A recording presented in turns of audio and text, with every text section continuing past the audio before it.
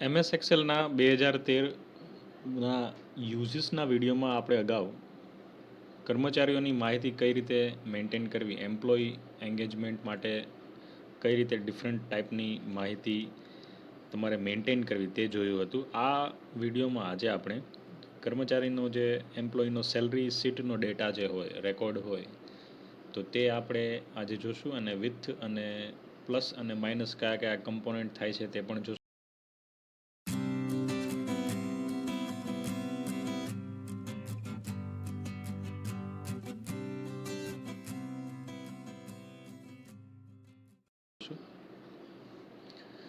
Screen ઉપર જે રીતે તમે જોઈ રહ્યા છો એ રીતે આપણે એક બેઝિક 5 એમ્પ્લોયીની શીટ અહીંયા તૈયાર કરી છે અને એમાં જુદા જુદા પર્ક્સ અને ઇન્સેન્ટિવ્સ જે કહી શકાય, પ્લસ ને માઇનસીસ, તે આપણે ઇન્ક્લુડ કર્યા છે.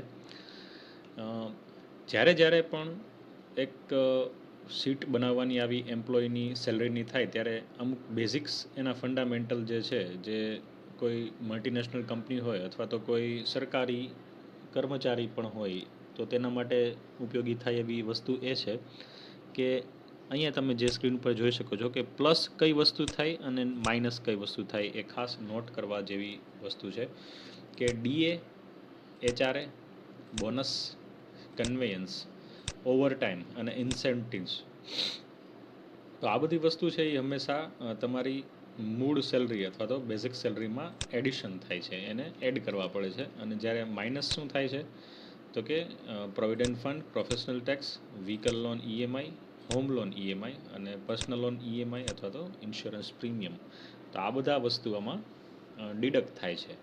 તો કોઈપણ જાતના ટેક્સ અથવા તો પીએફ આપણે જે કપાવતા હોઈએ તે અને કોઈપણ જાતના ઈએમઆઈ આપણે લોન લીધી હોય તો એ હંમેશા ડિડક્ટ થાય છે. હવે આપણે ડીએ અને એચઆરએમાં અમુક પ્રકારની કેલ્ક્યુલેશન હોય છે, તો એ કઈ રીતે ઘણી વખત સેલરીના અમુક ભાગ, બેઝિક સેલરીના અમુક પર્સન્ટેજ હોય છે. આપણે એક અહીંયા એક્ઝામ્પલમાં અત્યારે એવું ડિસાઇડ કરી લઈએ કે ભાઈ 20,000થી ઓછા હોય ડીએ માટે, 20,000થી ઓછા હોય તેને 115% ડીએ આપવું, 20,000થી 30,000 જેનો બેઝિક પગાર હોય તો તેના માટે 125% આપવું, ત્યારબાદ 30,000થી વધારે પગાર હોય તો તેને 130% આપવું, એવું અહીંયા આપણે ડિસાઇડ અત્યારે કરી રાખીએ, બરાબર છે. તો હવે બેઝિક સેલરી આપણે મિસ્ટર એ, બી, સી, ડી, ઈ એવા 5 એનોનિમસ આપણે ધારી લીધા છે અને એની બેઝિક સેલરી આ પ્રમાણે લીધી છે. તો આપણે અત્યારે જુદી જુદી બેઝિક સેલરી અત્યારે બધી આ 20,000થી ઓછી છે, પણ આપણે એને 20,000થી અહીંયા 21,000 પણ કરી દઈએ તો એમાં ફેર પડી જશે. ત્યારબાદ અહીંયા આપણે 31,000 કરી નાખીએ, રાઈટ. તો 20,000થી 30,000 વચ્ચેની પણ એક સેલરી આવી ગઈ, 30,000થી વધારે, અને બાકી બધી 20,000થી ઓછા. હવે આપણે ફોર્મ્યુલા કઈ રીતે મૂકીએ એ જોઈએ. ડીએની ફોર્મ્યુલા જે આ બધી કન્ડિશન સેટિસ્ફાય થાય એ રીતે અહીંયા જુઓ કે C8 એટલે કે આ બેઝિક સેલરી જો લેસ દેન 20,000 હોય, લેસ દેન 20,000, તો C8ના 115%, રાઈટ. અહીંયા કન્ડિશન સેટિસ્ફાય થાય છે, ઓકે થાય છે.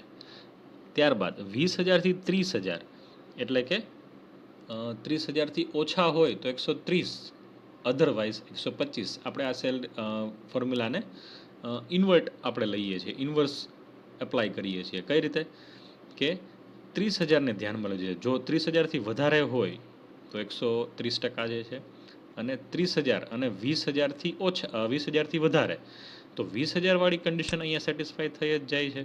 એ જો ન થતી હોય તો અંદરનો બ્રેકેટ આવશે, તો એ રીતે C8 greater than or equal to 30,000 અને ત્યારબાદ C8 130%. અથવા તો જો 30,000થી વધારે ન હોય પણ 20,000થી વધારે હોય તો C8 ઇન્ટુ 125%, રાઈટ. ફરીથી એકવાર 20,000થી વધારે હોય તો 115%, 30,000થી વધારે હોય તો સીધું 130%, અને 20,000 અને 30,000ની વચ્ચે હોય તો 125%. તો આ રીતે ફોર્મ્યુલા એપ્લાય થાય અને તમે જોઈ શકો છો અહીંયા ડીએ કેલ્ક્યુલેટ થઈને આવી જાય છે. નેક્સ્ટ 19,000 વાળી ફોર્મ્યુલા છે. કદાચ આપણે આનું 18,500 અત્યારે આપણે અહીંયા એવું લખી નાખીએ 18,500 ઇન્ટુ આપણે સાદી ગણતરી કરીએ તો 18,500 એટલે 20,000થી ઓછી સેલરી છે તો એને એક્સ્ટ્રા 15% કરીએ આપણે તો તમે અહીંયા જુઓ છો 21,275 એ રીતે સેટિસ્ફાય થાય છે. બરાબર છે કન્ડિશન. આ સાદી કેલ્ક્યુલેશન આપણે અહીંયા કરેલ છે. હવે આ જ કન્ડિશનને ડ્રેગ કરી લ્યો એટલે તમારું બધું જ કામ ઓટોમાઇઝ થઈ જશે. બધી જ ફોર્મ્યુલા અપ્લાય થઈ જશે અને બેઝિક સેલ જો અહીંયા C9 લઈ લીધો છે, મિસ્ટર બીનું કેલ્ક્યુલેટ કરવું છે, અહીંયા C10 લીધો છે, C11 પણ ગોઠવાઈ જાય છે અને C12 પણ ગોઠવાઈ જાય છે. 31,000 છે તો એના 130% તો સીધા 40,300 આવી જશે. રાઈટ. હવે HRA છે એ કન્ડિશનમાં એવું કીધું છે કે ભાઈ 15%. 15% શેના? તો કે બેઝિક સેલરીના. તો એ સીધું જ આપણે તમે આ 15% કરી શકો છો. અને આગળ જે આપણે પાસ ગ્રેડની જે માર્કશીટવાળી જોયું હતું એમાં પ્રોડક્ટવાળી ફોર્મ્યુલા પણ ઉપયોગ કરેલો હતો. તો પ્રોડક્ટવાળી ફોર્મ્યુલા પણ સેમ જ રિઝલ્ટ આપશે, ઇન્ટુવાળી અથવા તો પ્રોડક્ટવાળી. બંને ફોર્મ્યુલા તમે એપ્લાય કરી શકો છો. તો આ બધા જ 15% આપણા સીધા અપ્લાય થઈ જાય છે. જુઓ અહીંયા product is equal to C9 15%. તો એ સેમ જ તમારું જવાબ આપશે. ત્યારબાદ નેક્સ્ટ છે એ તમારું 3150. એ બધું 15% વાળું છે. અહીંથી ડ્રેગ કરીને ફોર્મ્યુલા પણ તમે સીધી ખેંચી શકો છો. હવે કન્વેન્સ કેટલું આપે છે તો કે બેઝિક સેલરીના 12% છે. તો એ તમારું સીધું કેલ્ક્યુલેટ થઈને આવી જશે. અહીંયા આપણે અહીંયા સીધી ફોર્મ્યુલા અપ્લાય કરી જ છે 10%. તો અહીંયા C8 ઇન્ટુ 10%. તે તમારી 1850 આવી જાય છે સીધી. એવી રીતે C9, 10, 11, 12 એ સીધું તમે ડ્રેગ કરીને ફોર્મ્યુલા ખેંચી શકો છો અને બીજી વખત રીટાઈપ કરવાની જરૂર પડતી નથી. બોનસ અમુક ફિક્સ અમાઉન્ટ હોય છે. તો બોનસ અત્યારે આપણે એવી કદાચ અહીંયા લખી નાખીએ 5,000 છે, અહીંયા 4,000 છે, અહીંયા 3,000 છે, અહીંયા ભાઈને 4500 મળે છે અને અહીંયા ભાઈને 4400 મળે છે. આ રીતે એના બોનસ નક્કી કર્યા છે. તો બોનસ હવે આ બધાનો સમ લઈ લેવાનો. આ ફિક્સ અમાઉન્ટ છે, આમાં કોઈ પર્સન્ટેજ લાગુ પડતા નથી. હવે ટોટલ આપણે જ્યારે મારીએ તો સમ ઇઝ ઇક્વલ ટુ સમ અને C8 થી G8, C8 આટલો ભાગ અને G8 આટલો ભાગ. આનો પણ ઓપ્શન તમારે સિલેક્ટ કરવો પડે, એની રેન્જ સિલેક્ટ કરવી પડે. તો આ તમારો સીધો સમ આવી જશે. ફરીથી ડ્રેગ કરો, તમારી આખી મળી જશે. અને કોઈ વખત એક્ઝામમાં ડ્રેગથી ફોર્મ્યુલા ન કરી તો બેટર છે કે સેફટી માટે વધારે આપણે ટાઈપ કરીને મૂકવી. નેક્સ્ટ છે એ ડિડક્શન છે. ડિડક્શનને આપણે અહીંયા સમજૂતી માટે એક રેડ થોડો સેલનો ફોર્મેટ આપેલો છે. હવે PF કેટલું છે તો કે ભાઈ બેઝિક સેલરીના 12% એ તમારું PF ડિડક્ટ થવું જોઈએ, બાદ થવું જોઈએ. તો આપણે સીધી જ ફોર્મ્યુલા પ્રોડક્ટથી આપણે વેરિએશન લઈ આવ્યા કે બેઝિક સેલરી અને સેકન્ડ છે એ 12%. તો એ સીધું તમારું આવી જશે 2,220 રૂપિયા. સેમ વે બાકી બધી ફોર્મ્યુલાઓ બધા એમ્પ્લોય માટે કેલ્ક્યુલેટ થાય છે. હવે TDS કેટલું કપાય તો કે 5%. 5% એ બેઝિક સેલરીના. તો કે બેઝિક સેલરી નહીં પણ હંમેશા TDS હોય એ ટોટલ આવકનું કપાય. બરાબર છે. હવે ટોટલ આવક તમારી કેટલી થઈ તો કે 49,400 રૂપિયા. તો TDS તમારું હંમેશા ટોટલ ઇન્કમ પર લાગશે. આ બધા ટોટલ ઇન્કમ પર સીધું લાગ્યું. ઓકે. તો આ તમારું પ્રોડક્ટ અને આ 5%. તો એ કેલ્ક્યુલેટ તમારું થઈ ગયું. 5% TDS કપાશે. LICનું ફિક્સ્ડ પ્રીમિયમ ભરતા હો તો એ 2,500 વેરિએટ આપણે રાખ્યા છે. તો એ થશે. હવે જ્યારે નેટ સેલરી કેલ્ક્યુલેટ કરીએ, નેટ ઇન હેન્ડ સેલરી, તો ત્યારે તમારે આ જે ટોટલ મળે છે તેમાંથી આ 3 કમ્પોનન્ટ બાદ કરવા મળશે. ઓકે. તો આપણે અહીંયા જોઈએ H8માંથી 3 કમ્પોનન્ટ બાદ કર્યા છે, સબસ્ટ્રેક્ટ કર્યા છે. એ I8, J8 અને K8 એટલે PF, TDS અને LIC આ 3 કમ્પોનન્ટ બાદ કર્યા છે. અને તેનાથી જે જવાબ આવે એ તમારો નેટ ઇન હેન્ડ એ તમારું સેલરી થશે. તો ખાસ આમાં એ ધ્યાન રાખવું કે પર્સન્ટેજનું ધ્યાન રાખવું. અને કોમ્પ્લિકેશન્સ જ્યારે ખાસ આવે છે એ DAમાં આવે છે એટલે એ બેઝિક સેલરી ના ગણવા.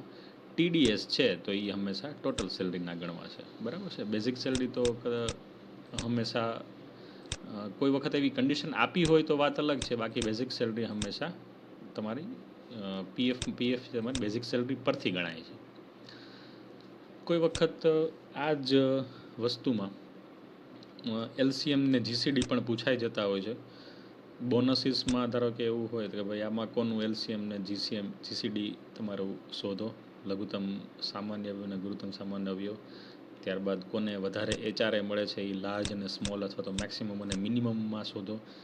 કોઈ વખત જોઈનિંગ ડેટ સાથે તમને પૂછે તો આપણે બધા જ ફંક્શન આપણી વિડીયો સિરીઝ જે છે એ ફોર્મ્યુલાઝ એન્ડ ફંક્શનવાળા 10 વિડીયો જે આપણે બનાવેલા હતા એમાં તમે જોઈ શકો છો. આ બધી જ ફોર્મ્યુલાઓ આપણે કવર કરેલી છે.